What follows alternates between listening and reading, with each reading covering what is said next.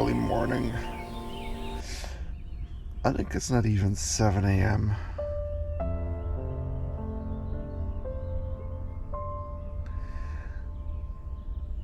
The mattress is good.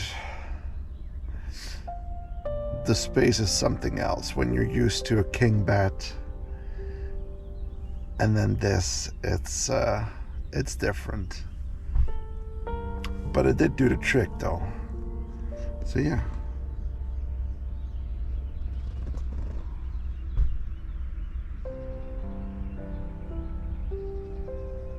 Elisa went to the restroom and then left the trunk open. Had everything. It was pretty dark though, although we don't have anything extra, so yeah. A very important part of day 2, and day 2 being the last day of our stay, of course. So now we have to figure out how to get the tent down, how to get everything back in the car with the mattress and Elisa still in it. We'll manage somehow. It was not the worst night. The mattress was really good. It's just adjusting to the space, because especially when you're being used to a king bed, and this is downsizing. Plus, I think laying upwards was not that easy. Maybe next time we try to switch around. I've seen people sleeping with the head in the trunk and the feet upwards. I mean, it's worth a try. In the meantime, you see the AC was running the whole night. It was nice and cool for me, a bit too cold for Elise. Yeah. There's already some activity. It's only 7:30. A lot of people getting their stuff together, and of course, I mean,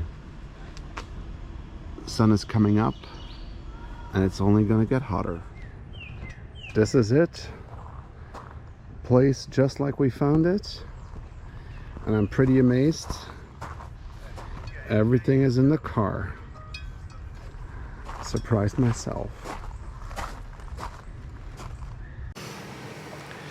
Now, once you check out, you do need to get away from your spot, but I mean, there's a parking lot in the front of the resort.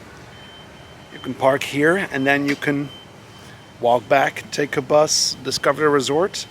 And that's exactly what we're gonna do. And if you did not rent one of those little golf carts, you can walk or just take a bus.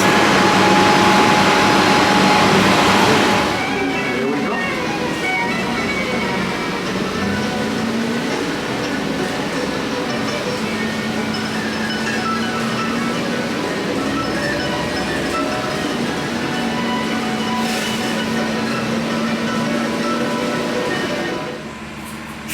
And on the whole other side of the resort, we have the settlement,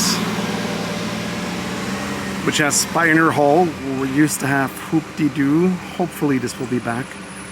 I love Trails End, but it's not back as well. Let's go take a look over there. First thing. Right behind the bus stop is the all-new Dry Circle D Ranch. So we're gonna take a look at it. For all of you who would like to come and check this out, when you drive up here at Fort Wilderness, you can just nicely ask to come and visit the ranch, and they'll gladly explain you how to get there. And I'll show you what's inside right now.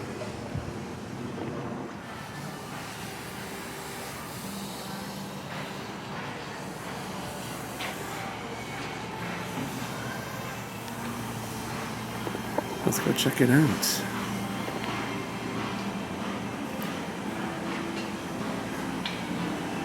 because it's not only horses, there's a lot to see. Stables are right there in front of us. You can buy the Sleepy Hollow pin. That's cool. I'll link this video right below. You could come to the ranch and watch Sleepy Hollow and then get a picture taken with the Headless Horseman. You got a pin. It was a pretty cool event and very reasonably priced. The big carriage, musical carriage.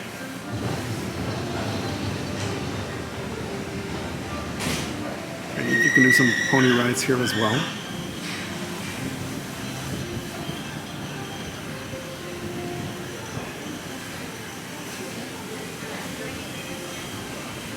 Who am I kidding?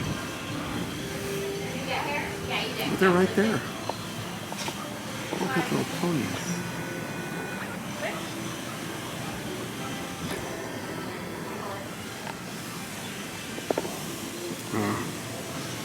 Phil is one of the big boys.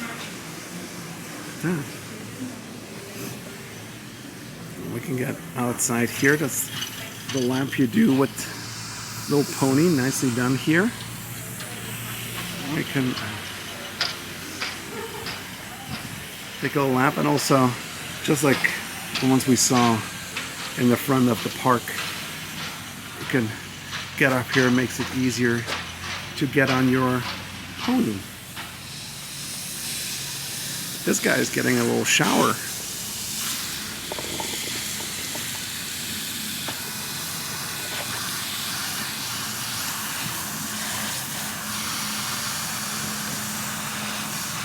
Where's Phil? There's Phil.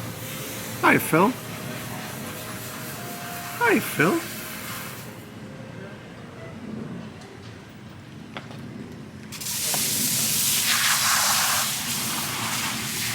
Getting all cleaned up here.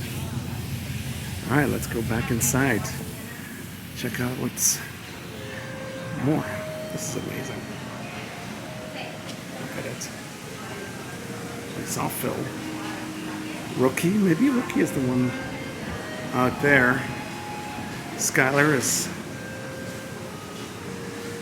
having an early lunch.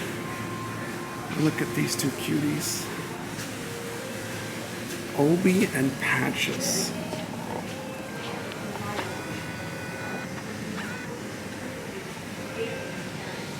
I'm gonna guess this is Patches.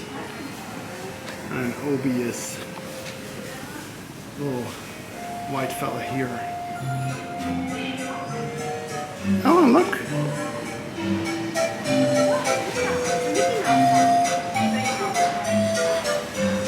So now you hear what this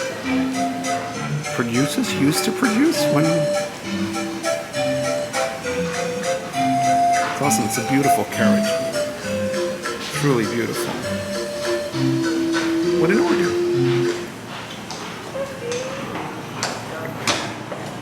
There's another one walking by.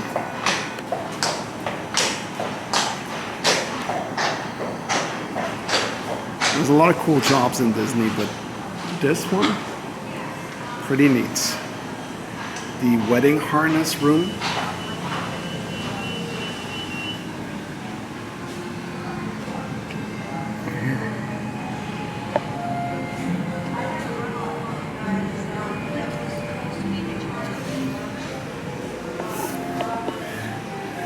Oh, here you go.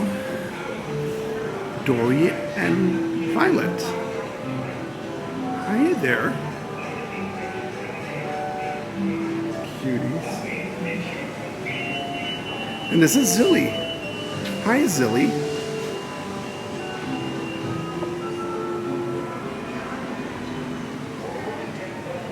Hi, Zilly. Yeah. It's a big boy. And Tyson. Look at that. What a beauty.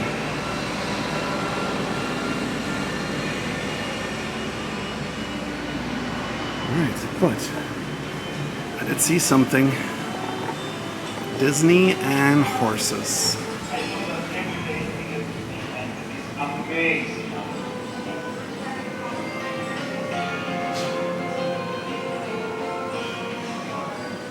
Oh, here's the carriage.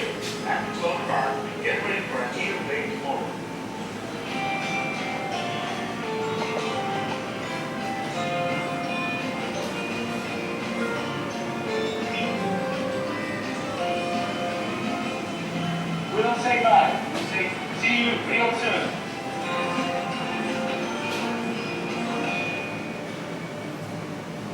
I wonder how long this The Tri-Circle Ranch was like here at Walt Disney World is now in the complete, park. and we're so excited to welcome guests into our new barn. While the new barn was being built, the 1907 Dragon Calliope was kept in storage, and now our horses are bringing it home to the new Tri-Circle Ranch.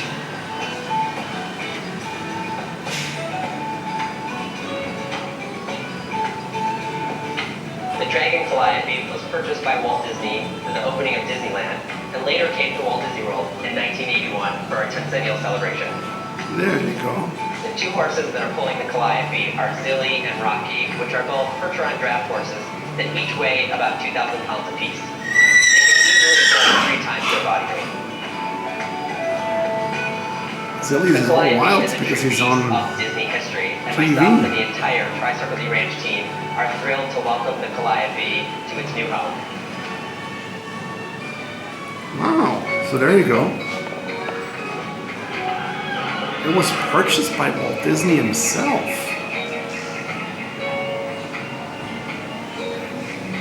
That's pretty amazing. That's pretty amazing. You did a good job there, Zilly. You did a good job pulling that thing. Good boy.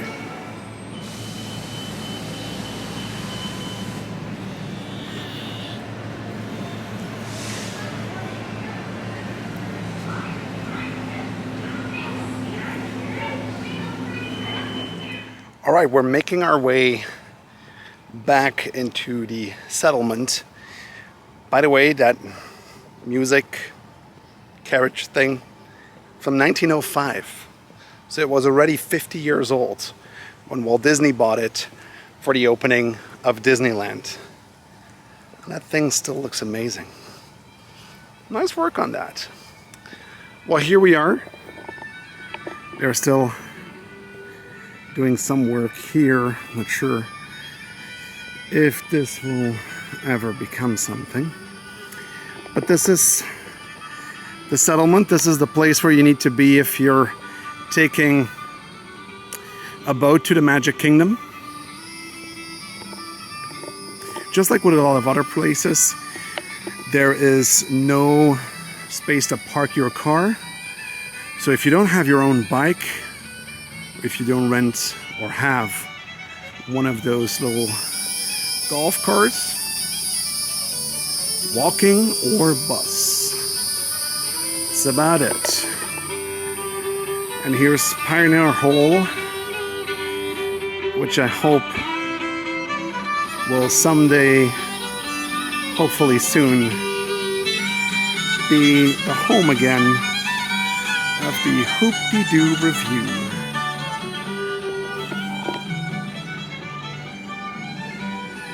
So if you do want to grab something to eat, that is still possible. P&J's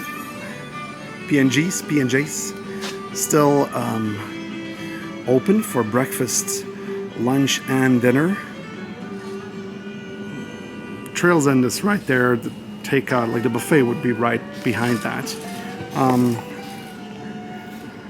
I'm hoping this will come back soon as well, because honestly, Trails End was one of my favorite places to come for breakfast.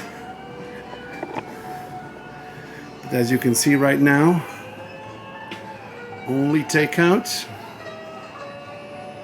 for breakfast and for lunch or dinner.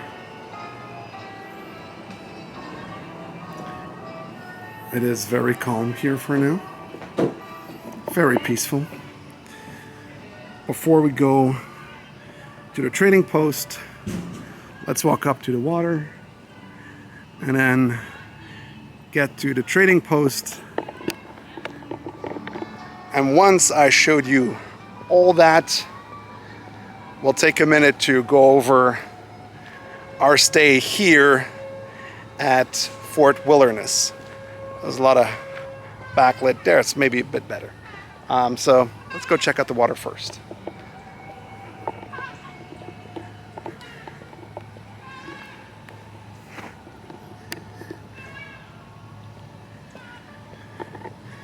They're still working on this. For those of you who don't know, at some point there was a water park here that stayed abandoned for many years. And then they wanted to build a DVC resort. But that came to an end with the pandemic. So for now, everything is just on a hold, and this is what you get. Yeah. See? You can do some fishing right here. You can rent out a boat. I think you can rent the gear. Or you can spend some time on the beach. No chairs though. No chairs. And there's, just in time,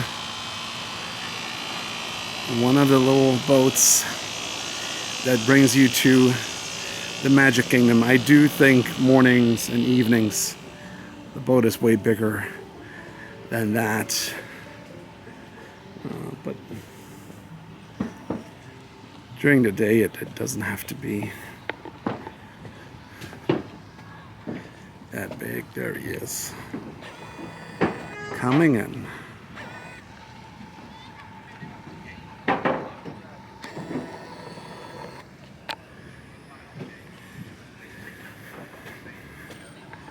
Getting some work done here.